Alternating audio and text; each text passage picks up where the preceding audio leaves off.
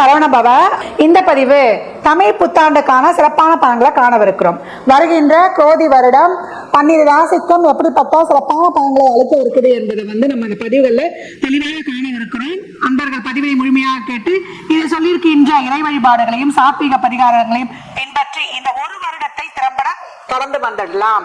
பலராக திருச்செந்தூரில் வீற்றிருக்கும் முருகப்பெருமானின் பொற்பாத கமலங்களை பணிந்து 12 ராசிக்கும் இந்த தமிழ் புத்தாண்டு எப்படிப்பட்ட சிறப்பான பலன்களை அளிக்கவிருக்குது என்பதை தனித்தனி பதிவுகளாக துல்லியமான பதிவுகளாக காணவிருக்கிறோம்.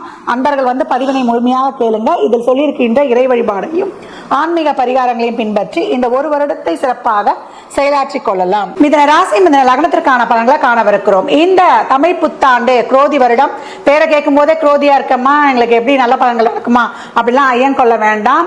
இந்த வருடம் உங்களுக்கு சுப பலன்களே அப்படின்னு சொல்லலாம். சுப காரியங்களை மடமடமடன்னு சொல்லிட்டு நம்ம நிறைவேற்றி கொள்ளணும்.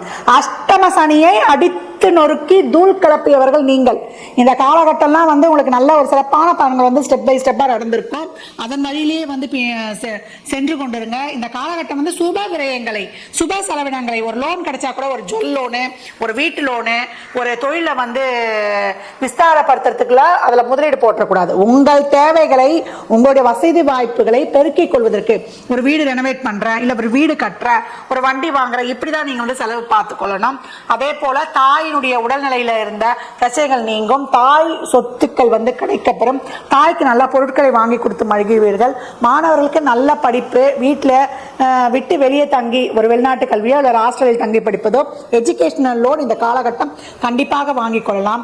அடிவயிறு சம்பந்தப்பட்ட பிரச்சனைகள்லாம் உண்டாகி அதை சீர்படுத்தி கொடுத்துருவாங்க அப்படின்னு சொல்லலாம். கிரகங்கள்லாம் அந்த மாதிரி பெயர்த்து இருக்கிறாங்க. இந்த காலகட்டம் வெளிநாட்டு வேலை நிச்சயம் உண்டு. வெளிநாட்டில் தான் நான் வேலைக்கு போவேன் அப்படின்றவங்கெல்லாம் 9ல் இருக்கக்கூடிய ராகு உங்களுக்கு ரொம்ப சிறப்பா அந்த வாய்ப்பினை அடுத்து கொடுத்துருவாரு. தூரதேசத்துக்கு நீ போப்பா அப்படின்ற மாதிரி அவ்வளோ ரொம்ப சிறப்பா இருக்கக்கூடிய அமைப்பு அப்படின்னு சொல்லலாம். பாக்கியத்தில் சனி அமர்ந்து கொண்டு பாக்கியங்களை தந்தே திருவென்றாரு. அது எப்பேற்பட்ட பாக்கியம் அப்படின்னும் பொழுது வெளிநாட்டில் சென்று நம்ம பணிபுரிந்து அதன் மூலம் பொருளை ஈட்டி நம்ம குடும்ப உறுப்பினர்கள் குடும்ப தேவைகளை நிறைவேற்றிக் கொள்ள போகிறோம். இந்த காலகட்டம் பெருசா போய் ஒரு தொழில முதலீடு போட போறேன், ஒரு அகலக்கால் வைக்க போறேன், ஒரு முதலீடு செய்து லாபம் காணப்போறேன், அதை மட்டும் செய்யவே கூடாது. நம்ம தேவையை மட்டும்தான் பூர்த்தி செய்து கொள்ளணும். அப்படி இல்ல புதுசா ஏதாவது நான் முதலீடு செஞ்சேன்னா அங்க நம்மளுடைய லாபம் பாத்தீங்கன்னா பெரிய ஜீரோவா தான் இருக்கும். மிதுன ராசியை பொறுத்த வரைக்கும் சுப செயல்களை செய்து கொள்ளலாம். தொழில நல்ல லாபம் முன்னேற்றம் இதெல்லாம் இருக்கும். நம்ம தேவைகளை பூர்த்தி செய்து கொண்டு நம் கையில் இருக்கும்படி அந்த முதலீடுகளை செய்து கொள்ளணும். ஒரு தங்கத்தில் முதலீடு செய்வதோ இல்ல ஒரு நிலத்தில் முதலீடு செய்வதோ அந்த மாதிரி செய்து கொள்ளும் போது ரொம்ப சிறப்பாக இருக்கும். உடல் ஆரோக்கியத்திலும் உணவு பழக்கங்களும் கவனமாக இருக்கணும். இந்த காலகட்டம் நம்ம மதுரை மீனாட்சி அம்மனை தொடர்ந்து வழிபட்டு வரும்பொழுது அபரிமிதமான பலன்கள் கிடைக்கும். குங்கும அர்ச்சனை செய்து வழிபடும் போது இன்னும் அபரிமிதமான பலன்களை பெறலாம். பச்சை பயிறு சுண்டலாக செய்து தானம் தரலாம்.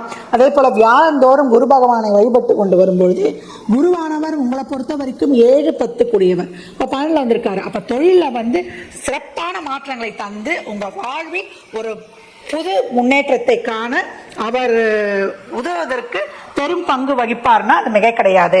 இந்த பலன்கள்லாம் கோள்களின் கோச்சார நகரை வைத்து சொல்லப்பட்டிருக்கு.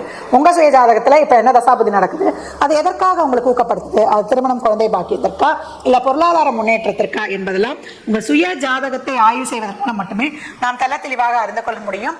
இதனால் ராசி லக்னக்கார அன்பர்கள் வாழ்நாள் முழுவதும் சிறப்பான பலனை அடைவதற்கு என் மனமார்ந்த வாழ்த்துக்களை தெரிவித்துக் கொள்கிறேன்.